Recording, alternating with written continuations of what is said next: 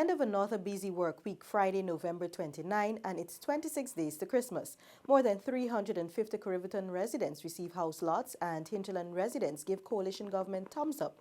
Welcome to InfoHub. More than 350 residents of Coriverton are one step closer to becoming homeowners as the Central Housing and Planning Authority distributed house lots to the township. Shaquille Bourne has our first report. I feel happy. I'm happy that I get a house lot and I could able to build a house and comfort it with everything. So it's good. Good feeling right now. That was house lot recipient Dejwati Ibrahim. For Sonia Gravesandi, the award of the house lot is a dream come true. Only couple nights I was talking to my husband, and we were thinking of going to buy a house and land. He was telling me to go to the bank to see if they have any to sell. But I'm very happy that I could own my own one and build the house that I wanted to build. I have my picture and everything well stored. Renita Griffith told InfoHub the move by Central Housing and Planning Authority, CHNPA, enables her to decide her future. Actually, I'm living with my mommy, so you know. So now I'm finally going to be able to own my own property. Minister within the Ministry of Communities with responsibility for housing, the Honourable Annette Ferguson, spearheaded the house lot distribution held at the FACT building in Coriverton. The minister said plans are in the pipeline to distribute additional house lots in the region. I got some lands that I have to distribute in the Williamsburg area and also in the Hampshire area and Fort Ordnance, because I was advised that the design is actually in the completion stage. So I anticipate late December, early January to be back here in region number 6. House lots were distributed to number 75 and number 79 villages, while a small portion was allocated in the Williamsburg and Hampshire area. The land allocation exercise continued on Friday, November 29 in Region 5, Mahika Berbice. Shaquille Bourne for InfoHub. Minister of Natural Resources, the Honorable Raphael Trotman, has encouraged communities to get involved in development plans for their communities. While meeting with the residents, the government received kudos for the work done in the hinterland. Over at Toka Village in South Bacarimas, residents spoke candidly with Minister of Natural Resources, the Honourable Raphael Trotman, about what they wanted for their community. These include more scholarships for Indigenous youths and for the matter of land titling to be discussed. Residents were also vocal about their support for the coalition administration. Deputy Tushaw of Toka Village, Eugene Isaac, was also part of the meeting. I like the kind of coalition politics where the different parties meet. You know, we have one of the communities that have benefited immensely from this government is Toka Village, and so I think that we are assured that come 2020, after the election, when this government is re-elected, we're going to even, as we say from the Bible, we're going to benefit maybe over 100 folds. In agreement, Minister Trotman assured that the coalition was the safest and best bet for Guyana's future. One party should run this country. It is too diverse, and so it really requires a coming together of different forces to join in managing the different parts and aspects of the diverse Guyana that we know and love. Felicia Valenzuela, InfoHub.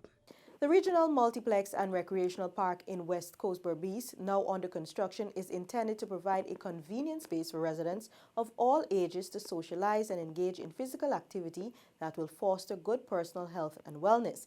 The project is a collaboration between the Regional Administration, the Ministry of Communities and the Department of Social Cohesion, and is being built on 5.4 acres of land at Onvawak. Regional Executive Officer Ovid Morrison recently disclosed that features will include a facility for sports and cultural activities by both local and international performers, a walking, jogging, athletic track, as well as facilities for social events such as family outings, games, among others. The overall cost of the project is approximately $148 million. Read more of this story on our website, dpi.gov.gy. Natisha Isaacs now tells us that Berbice youths hope to bring new perspective to this year's hackathon. A team of 16 to 19-year-olds representing Skillshare Tech are ready to surprise Guyana with their software development. Well, I didn't think they ever see anything from Berbice yet, so surprised. We come from various backgrounds, so we all have unique perspectives on how to solve the problem. So we're going to look to put that together to give a solution that can be used and can grow.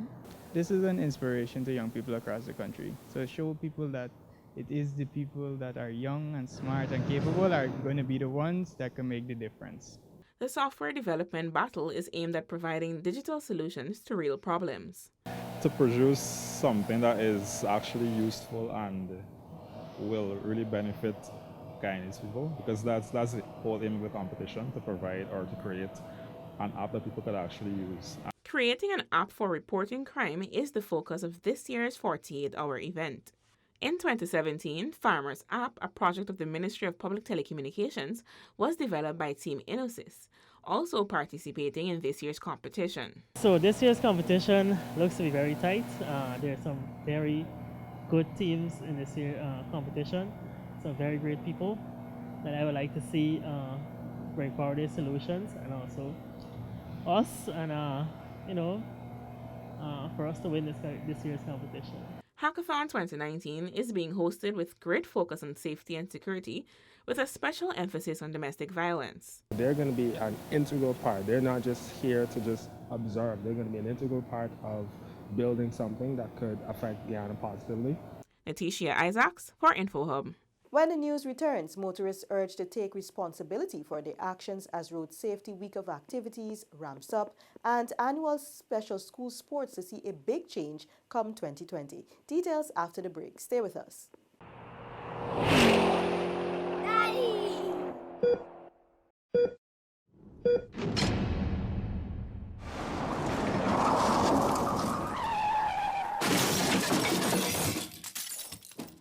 Welcome back. It is time motorists take responsibility for their actions as they ply the roadways. This was the message as Road Safety Week of activities ramps up. Explaining that he was saddened at the recent spate of accidents, Public Security Minister, the Honorable Kamrat Ramjatan, said that the implemented road safety policies are cross-cutting to other ministries. He opined that motorists, however, must take responsibility for their actions. The Minister of Infrastructure can put up all the guardrails, all the beautiful roads, broad sidewalks, whatever it is, the signage and all of that.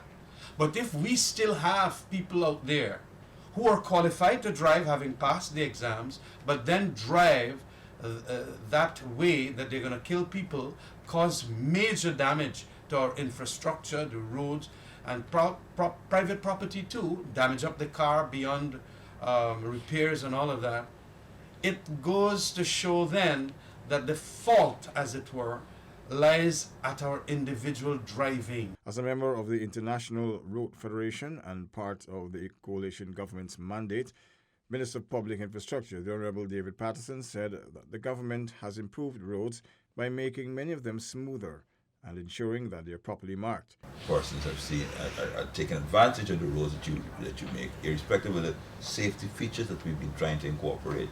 They have been speeding and thinking that the smoother road gives them a license to drive faster.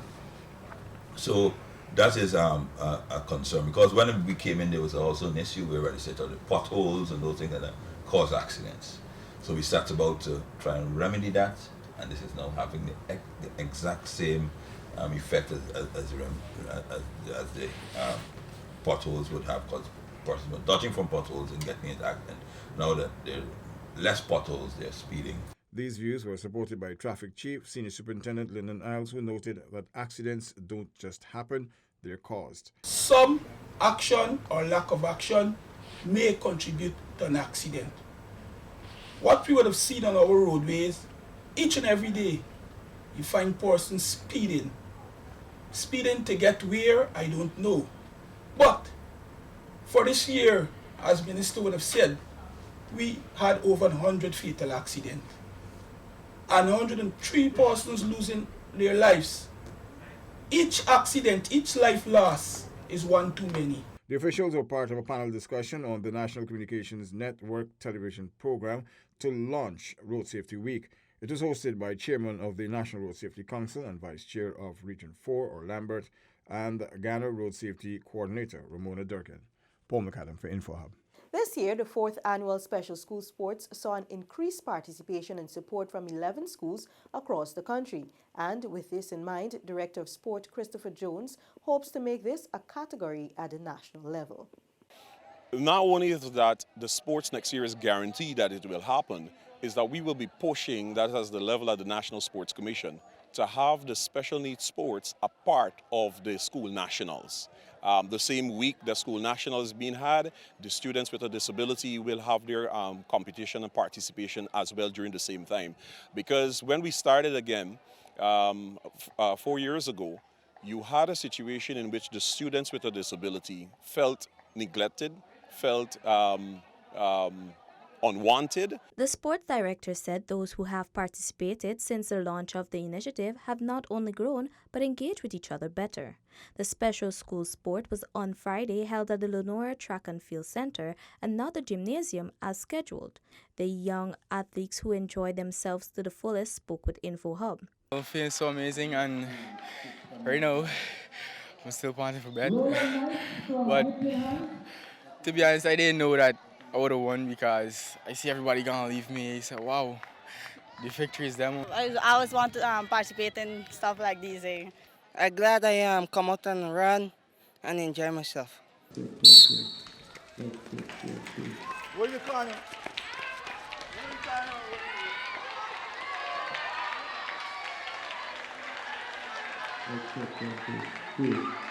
This year's competition took a different route unlike the previous years, where the NSC conducted a 3-day event which saw cricket, swimming and track and field events. Neil Damon, InfoHub. A South Pacaraima youth is calling on villagers of Rukumutu, Region 9, to ignore what he described as the lies from opposition forces that are seeking to divide the people. Sion Cartwright, a youth leader of the Karasabai sub-district, had accompanied Minister of Business, the Honorable Himraj Rajkumar, on a community meeting in the Rukumutu village recently. Minister Rajkumar was part of a region-wide ministerial outreach at the weekend. We need you to see what is happening out there. Too many times people come and they lie to you, and which is not good. They try to segregate you from your own family, they try to segregate you from your own neighbor. People who you call Mui, Rago, all these things you use, and those are family words. And we try to segregate ourselves, but that is not the way forward. He said villagers cannot be separated and expect development to happen. What do you want for yourself? What do you want for your family? What do you want for your children? What do you want for your village? What do you want for your sub-district? What do you want for your region? And what do you want for your country? He also urged villagers to take heed of the importance of general and regional elections, which he said will determine the kind of future Guyanese will have. The youth said he is confident in the coalition and urged residents to do what is best for Guyana on March 2, 2020. For InfoHub, Alexis Rodney. Before we go, here's a reminder to check our website, dpi.gov.gy, and Facebook and Instagram pages for a special report from the government's ministerial meetings to the Rupununi held over the past weekend. That's all for today. Connect with us on WhatsApp, Facebook, and YouTube. Much more news is on our website, dpi.gov.gy, and pop over to Instagram for the latest photo updates at DPI Guyana. Your bridge and weather reports are up next. Have a safe and enjoyable weekend. Goodbye for now.